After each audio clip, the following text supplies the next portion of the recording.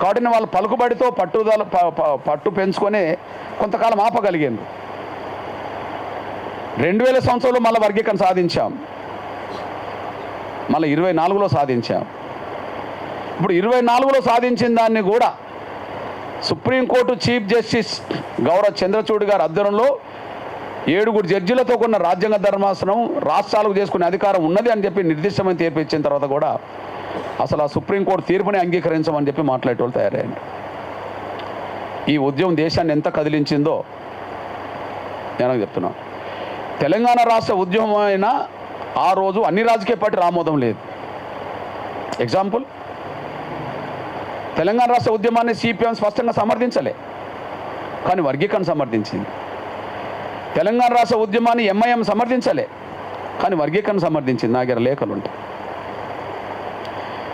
తెలంగాణ రాష్ట్రం ఏర్పడాలన్నా వద్దనే కాడ శాసనసభలో చర్చ జరిగితే తీర్మానం జరగలే, కానీ ఎస్సీ వర్గీకరణ మీద 3 సార్లు అసెంబ్లీ తీర్మానాలు జరిగినాయి. ఏకగ్రీవ తీర్మానాలు, మళ్ళా మెజార్టీ తీర్మానాలు కూడా కావు, ఏకగ్రీవ తీర్మానాలు జరిగినాయి. తెలంగాణ రాష్ట్రం ఏర్పాటు మీద వేసిన శ్రీకృష్ణ కమిటీ నివేదిక తెలంగాణకు వ్యతిరేకంగా తీర్పిచ్చింది, కానీ ఎస్సీ వర్గీకరణ మీద నియమించబడ్డ ప్రతి కమిషన్ ఎస్సీ వర్గీకరణకు అనుకూలంగా తీర్పులు ఇచ్చింది. అది నేను పుట్టకముందు లోకూర్ కమిటీ కావచ్చు, చంద్రబాబు ప్రభుత్వం వేసిన రామచంద్ర కమిషన్ కావచ్చు, లేదా కేంద్ర ప్రభుత్వం నియమించిన జస్టిస్ ఉషా మేరా కమిషన్ మన్మోహన్ సింగ్ ప్రభుత్వం కావచ్చు. ప్రతి కమిషన్ వర్గీకరణ సపోర్ట్ చేసింది, ప్రతి రాజకీయ పార్టీ వర్గీకరణ సపోర్ట్ చేసింది. అంతేకాదు, ఈ సమస్య అటు తిరిగి ఇటు తిరిగి రాష్ట్రపతి చేతికి వెళ్ళింది 99లో. రాష్ట్రపతి దళితుడు కేఆర్ నారాయణ్ గొప్ప మేధావి, ఎస్సీ వర్గీకరణకు అనుకూలంగా గ్రీన్ సిగ్నల్ ఇచ్చాడు చేసుకోమని చెప్పి. ఆయన చేసుకోమన్న తర్వాతనే 4 ఏళ్ళు ఇక్కడ వర్గీకరణ అమలు జరిగింది. రాష్ట్రపతులు ఆమోదించినా కూడా డోంట్ కేర్ అంటాను. మన్మోహన్ సింగ్ గారు దేశ ప్రధానమంత్రి, యూపీఏ, ఆయన వేసిన ఉషా మేరా కమిషన్ వర్గీకరణ సపోర్ట్ చేసింది. గౌరవ నరేంద్ర మోడీ గారు దేశ ప్రధానమంత్రి, ఆయన వచ్చి వర్గీకరణ సపోర్ట్ చేశాడు. ప్రధానమంత్రుల అభిప్రాయాలను కూడా మేము గౌరవించమని అంటారు వాళ్ళు. ఈ దేశ అత్యున్నత న్యాయవ్యవస్థ సుప్రీంకోర్టు అవుతే, సుప్రీంకోర్టుకే బాస్ చీఫ్ జస్టిస్ అవుతే, చీఫ్ జస్టిస్ అధ్యయనంలో వచ్చే తీర్పును కూడా మేము లెక్క చేయమంటారు వాళ్ళు. చాలా ఇట్లాంటి పరిస్థితుల్లో వాళ్ళు సభలు సమావేశాలు ఎక్కడికి వెళ్ళిందంటే వాళ్ళ వాదన చెల్లదని చెప్పి సమాజం చెప్పేసింది. మాలల్లో ఎక్కడనో ఒకరో ఇద్దరు డెమోక్రట్స్ ఉన్నారు, వర్గీకరణ సమర్థించే వాళ్ళు ఉన్నారు అని అంటుండ్రు, కానీ ఎక్కడున్నారో నాకు అర్థమవుతలేదు. చూద్దామన్నా కనిపించలేరు వాళ్ళు. నేను వాళ్ళు ఎవరో చూద్దామని చెప్పి నేను భూతద్దం పెట్టుకొని చూస్తున్నా కూడా వాళ్ళు ఎక్కడ కనిపించలేరు. అగ్రకులాల్లో ప్రజాస్వామికవాదులు పెరిగిండ్రు, మాలల్లో ప్రజాస్వామ్య స్ఫూర్తి లేని వాళ్ళ సంఖ్య పెరిగిందంటే ఇంకెవరో ఉన్నదే అనుకుంటారు. ఆ ఉన్నోళ్ళు నాకు కనిపించలేరు అంటున్నా. ఇప్పుడు చెప్పింది కదా, ఎవరు కనిపించలేరు అన్న. నిజంగా చెప్ప, ఇది బాధాకరం. దళిత వర్గాల నుంచి ఎదిగిన వాళ్ళ నుంచి, ముఖ్యంగా మాల నుంచి ఒక ప్రజాస్వామ్య స్ఫూర్తి గల వ్యక్తి లేదు అన్నా.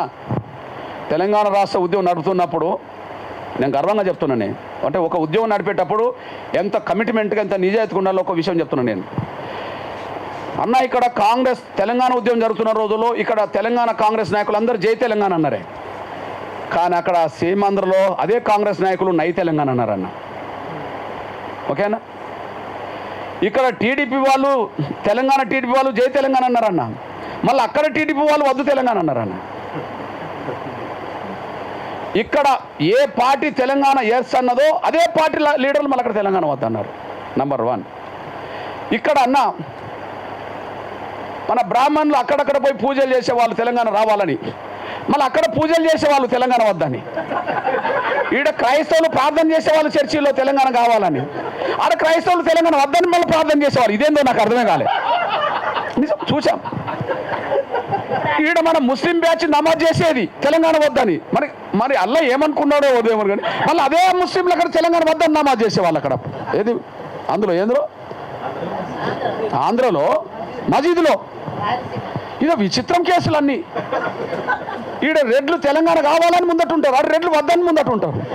ఈడ కేసీఆర్ తెలంగాణ కావాలని ముందటుంటాడు, ఆడ రాజశేఖర్ గారి కేవీపీ రామచంద్ర వద్దని అక్కడ ముందు వరుస నిలబడతాడు. ఇదంతా విచిత్రం. కానీ ఒక ఎంఆర్పిఎస్ మాత్రమే ఇక్కడ తెలంగాణ అన్నది, అక్కడ తెలంగాణ అన్నది.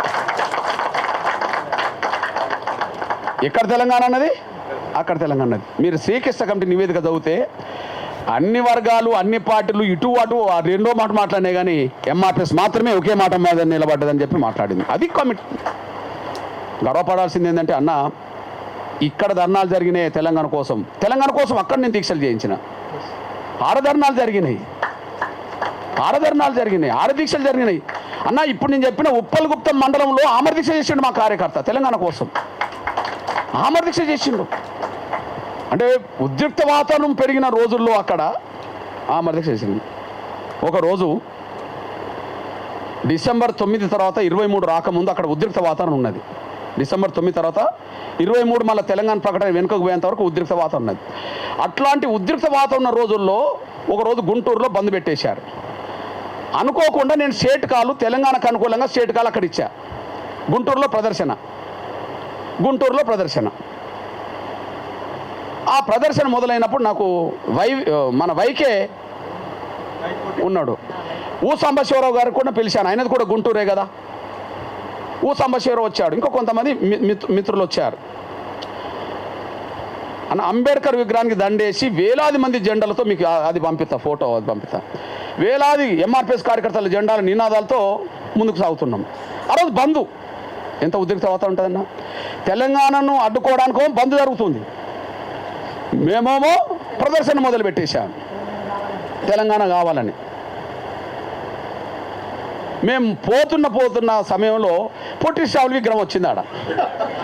ఆ పొట్టి శ్రావణి విగ్రహం కాన్నే మన కోడేరు శివప్రసాద్ను నన్నమనేని రాజకుమార్ అక్కడ దీక్షలు చేస్తుండ్రు. ఒక 2-3 వేల మంది కార్యకర్తలు ఉన్నారు ఆడ. మేము దాన్ని దాటిపోవాలి. వీళ్ళు కూడా దీక్షలు చేస్తాండ్రు. ఆ దీక్షలకు టాప్ లీడర్లే మళ్ళా. ఒకరు నన్నమనేని, ఒకరు కోడెల, పెద్ద దీక్షలు జరుగుతున్నాయి. సరే వీళ్ళతో మాట్లాడే పోదామని చెప్పి నేను పోతూ ఒక దండ తెప్పించా. పొట్టి శ్రావణులు గారికే దండ ఇద్దామని చెప్పి దండేద్దామని చెప్పించేటప్పటికి దండ తెచ్చిండ్రు. నేను పొట్టి శ్రావణులకు దండేసి అక్కడి నుంచే ఉపన్యాసం చేశాను.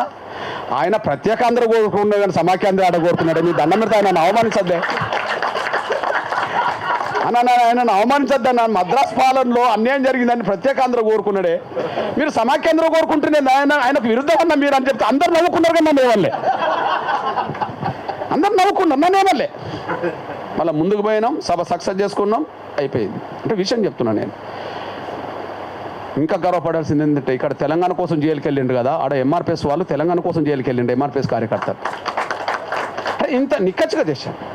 ఎక్కడ కూడా వేదిక మీద ఒక మాట, వేదిక ముందు దిగిన తర్వాత ఒక మాట ఎప్పుడు ఏ విషయంలో లేదు, ఎంఆర్పిఎస్కు లేదు.